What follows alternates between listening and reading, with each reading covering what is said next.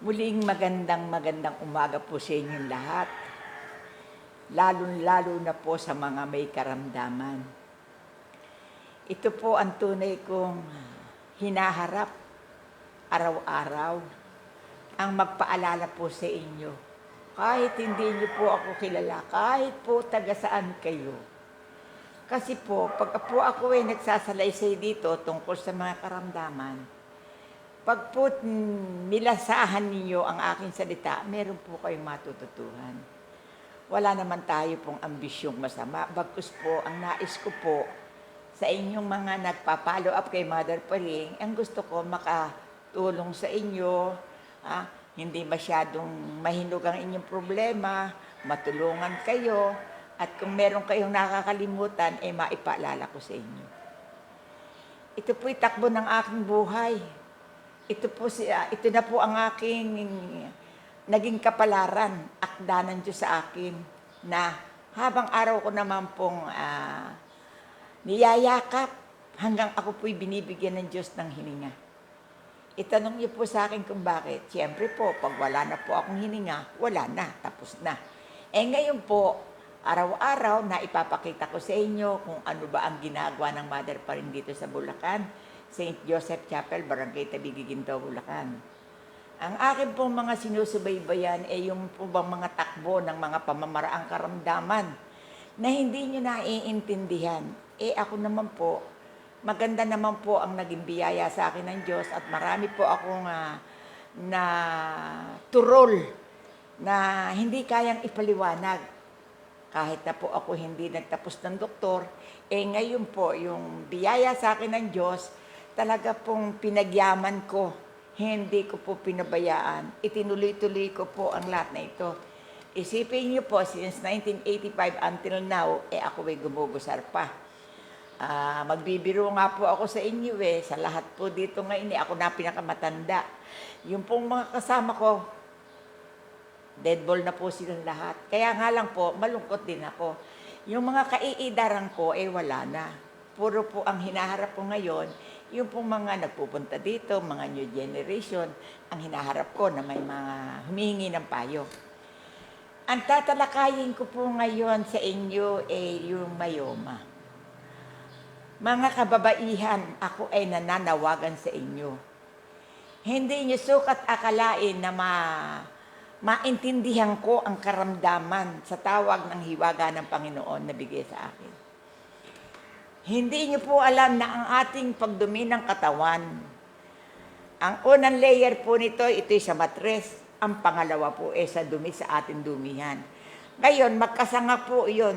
Ngayon, kapag po talagang matindi na at matagal na, lalo kung kulang po sa tubig, yung pong ibang dumi naliligaw.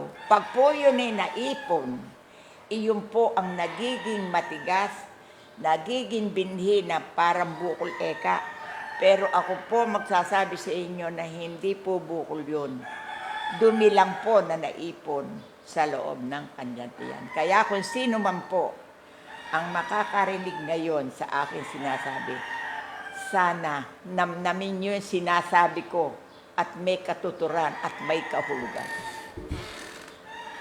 Isip-isipin nyo na lang po, hindi ko po aaksayahin ang aking panahon para maupo dito, para kayo balitaan. Siyempre po ang balita talagang totoo.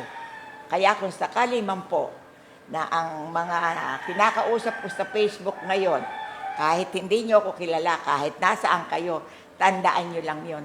Kapag ito, inisip ninyo ang aking sinabi, may matututuhan kayo. Ngayon, yung mga babae na mahinang uminom ng tubig, ngayon, dagdagan nyo na ang inom ng tubig. Malaki maibibigay sa inyo. At hindi titinin ang inyong dumi ng katawan sa kolon. Hindi kayo magkakaroon ng kolon. Hindi kayo magkakaroon ng myoma.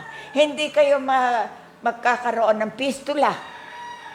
Mga kapatid kong minamahal, kahit saan niyo po suriin ang aking sinasabi, ang aking pong balita sa inyo ay makatotohanan at mayroong kayong matututuhan at may magiging magandang bunga sa inyong buhay. Lalong-lalo na po ang pag-uusapan natin dito po sa dialysis, sa bato. Kaya lang po ako nagkakaganito, nais ko po na hindi maraming mamroblema. Kung ito pong aking sinasabi nito magpapalipat-lipat sa bibig ng iba, abay, mapakaganda po ng buhay. Hindi po tayo dapat mabuhay puro sa pigat at kalungkutan. Hindi po dapat yan. Kaya kung ako man po nangungusap sa inyo, na araw-araw po pinag-aaksayahan din po ito ng panahon at isip. Ha? Kaya kung ako man po araw-araw naririto at nakaupo, sana naman magkaroon kayo ng pansamantalang pagtingin. Kapag kayo po tumingin at lumingon, meron po kayong mapapala. Kaya po ang aking tinatalakay ngayon sa mga karamdaman. Kaya kung ang inyong karamdaman, ang taas ng inyong creatinine sa 800, maglakas loob po kayo na hindi ko sinabing pulutin ninyo aking nalalaman. Maglakas loob kayong maglangis kayo ng niyog. 10, 20, 15 sa bawat tahanan. Pagkatapos po, uminom kayo ng 3 beses. Umaga-umaga, walang laman ng tiyan nyo. 5 kutsara, good for 3 araw. Pagkatapos po niyan, alagang pisikal ng katawan, 15-30, 15 katapusan. 4 o 3 kung kaya ninyo. Kaya ito po isang maligayang pagpasok sa inyong pintuan na ako po si Mother Paring, tumatayo po sa inyo para maintindihan nyo po ang aking sinasabi na hindi po ito balitang kutsero, kundi po ito balitang kaunlaran sa kalusugan ng buong mga taong mamamayan. Palakpakan nyo naman yan. Kasi ako po talagang nasisiyahan sa ibinibigay sa akin ng Diyos. Kasi po, hindi po ba nakatutuwa yung kahit na po hindi nakakarating dito, yung mga tao nasa ibang lugar, nagpapasalamat po sa akin. At sinasabi po nilang maraming salamat sa pagsunod nila. Iyon lang po, nako, hindi po pera pinag-uusapan pala sa buhay ng tao. Ako po magsasabi sa inyo, kapag po naganap sa inyong buhay, yung nagaganap sa akin, talaga naman pong magagala kayo. Kaya nga po, kahit na ako'y binabas ng marami, yung salitang bakterya po, huwag nyo nang uulitin na ako'y binabas nyo sa bakterya. Masama yun. Huwag kayong gumawa ng masama. Ngayon lang naintindihan yan, yun ang natutuhan ko. Mahirap naman sabihin ko yung bakterya, sabihin ko sa inyo ipabango. Totoo yun. Mahirap naman kayo magsinungaling sa tanda ko ng to. Kaya ngayon, bumabati ako sa inyo na kahit na ano ang sinabi nyo noong nagdaan, hindi po ako sa inyo nagtatampo. Alam nyo po ba, lalo lamang po akong tumatag. Lalo lamang akong tumapang. Lalo akong pinagtanggol yung aking nalalaman. Sagot kayo, bakit? Yung bang may matutuhan ng mga tao sa akin Hindi naman ako swelduhan dito. Sagot kayo, merong nangangasiwa sa akin sinusunod, mga kapatid kong minamahal. Kaya ngayon, heto ako sa harap nyo. Isip-isipin nyo yan. Natutuyo laway ko. Naaaksay utak ko. Sagot kayo, opo. Ang taong namumuhay bilang ina, tandaan niyo po yung sinabi ko, hindi nawawalan ng trabaho sa bahay. Basta po ang isang ina. Ilaw ng tahanan, marami pong iniikot yan. Ang maghapon po gahol. Tandaan niyo, sinabi ko, yung naniniwala, maniwala, yung hindi naman huwag na. Sagot kayo. Kaya tayong lahat, yung aking paalala dito, hindi po isang bagay lang ang aayusin natin. Isipin niyo po, anak niyo 5. Pag po pinag-ukulan mo lahat yun, may masakit ang ngipin, may sumakit ang mata, merong hindi matae, merong hindi maiya. Iyon po sakop ng ina. Kaya po, kapag ang ina magandang ilaw sa tahanan, maganda po ang takbo ng buhay. Doon mo po makikilatis kung ano at sino nga ba ang nakapaloob sa tahanan. Ang ina, ilaw. Ang ama, tukod. Sagot kaya, inang tutukod, siya mag-ahanap buhay, ang ina naman. Basta po, maganda, rumenda, ang isang babae, tandaan nyo, maganda, mararating ng buhay nyo. Kapag naman po, ang isang babae, maiksi ang pinagkukunan, walang iniisip kundi gumayak, mangakit, mali po yan. Ang ibig ko po sabihin ngayon, sa araw at oras na ito, May 11, 2026, ayusin na po natin ang ating buhay para po kung tayo ay tumalikod sa ibabaw ng mundo, meron po tayong bakas na pag-uusapan. Kaya po ngayon pa lang, ayusin nyo na, magsinop na kayo. Kung kayo man ay tinatamaan, maganda po yun. Kaya yung pagkakamali, sa English speaking, something wrong, something lesson. Kaya po, maganda po yung nagkakamali. Pag po naman tayo ay dinretso ng Diyos, napakaganda. Kaya po buhat ngayon, ako'y nananawagan sa inyo sa aking mga sinasalaysay sa biyaya ng Panginoon. Baguhin na po natin ang ating buhay. Pumunta na po tayo sa landas ng ginhawa. Hindi po pala pera ang nagpapaligaya sa tao, kundi yung hawang kaisipan. Huwag na po kayong masyadong mag-isip. Ang gawin niyo po ay ganito. Sasabihin niyo po, Panginoon, ako po'y naniniwala sa inyo. Kayo na rin po ang bahala sa ikabubuhay ko araw-araw. 1 yun.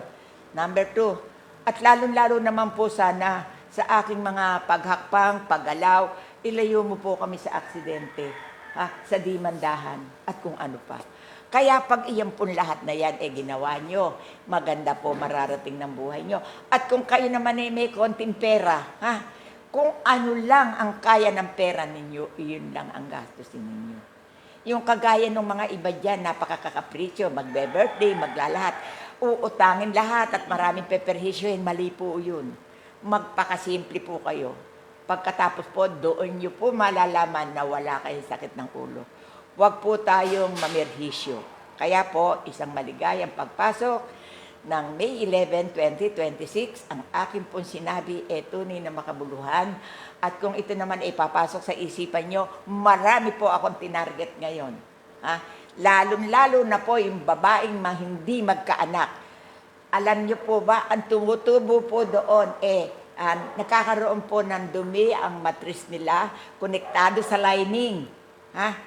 Iyon po, humaharang na hindi po nakararating yung similya ng kalalakihan doon sa loob dahil may nakaharang po yun. Alam niyo po ba, binago ko na po tawag, hindi na po bakterya, dumi. Palakpakan niyo mga kasama. Kasi ayoko po na ako po'y naupo muli dito, nang dahil sa akin ay magkakasala kayo. Hindi po ganun. Kaya po nakangiti ako sa inyo, na pumapasok ako sa inyo, lalo-lalo na yung aking ginagampanan. Kahit hindi niyo po ako kilala na pag-aralan ko po na yung nagpupunta dito, pag po gustong papuntahin ng Diyos dito, lumulundag po yung aking cellphone, di ba? Di ba? Ganun din ang nangyari sa inyo. Kaya kung ako man araw-araw ay napapakinggan nyo, lalong-lalo yung may napupulot kayo sa akin, ituloy nyo po yun. Maganda po mararating ninyo. At ang akin pong paalala sa ngayon, huwag na po kayo magpapalaygit. Hindi nyo rin po alam yun. Naku, yung po ating kuko, nagkaroon po ng panainga, ginupit natin. Ganon din po naman yung laygit. Hindi nyo po alam na ang laygit, kapag malaunan, naipon, nagkaroon ng tahi yung dugo hindi lumabas. Ano nangyari? Nagkaroon ng breast cancer, mga kapatid. Yung dugo mo dito, nagkaroon doon. Kaya napipinsala, hindi kasi tumatakbo yung ugat. Kaya ngayon, ang aking masasabi, hindi po masama ang makinig basta tama. Kaya nananawagan ako sa inyo na mga new generation. Huwag yung may anak lang kayo ng dalaway, ang ginawa nyo, sinulso lang kayo nagpalaygit. Hindi tama iyan. Iyan ang maraming natatanggalan suso, nagkalalabas ang maraming dugo, at saka matatanggal ang mayoma nyo. Palakpakan niyo mga kapatid. At marami na akong naibalita sa inyo, kaya hindi ko nagpahahabaan ang aking sasabihin na baka po ako maubusan na bukas wala na akong isunod. Sagot kayo. Kaya maraming po salamat, mahal na Panginoon. Huwag mo lang po akong pababayaan. Kami po lahat na naniniwala sa iyo. Ituro mo po sa amin ang landas ng magandang paroroonan namin nang hindi kami masyadong mag-isip. Ikaw na po mga siwa at huwag mo po kaming buburahin sa listahan ng hiwaga ng tao. Ikaw nga, kuya, naman magsalita ang kapraso tayo. Kapraso lang, tungkol sa Panginoon. Ako dapat sabi ko kay Mother pa rin at yung kuko sagay. Yung pinagmawala.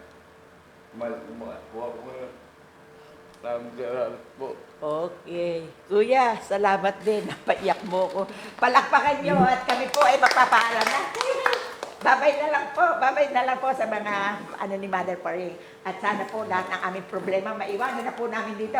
Amen. Bye-bye.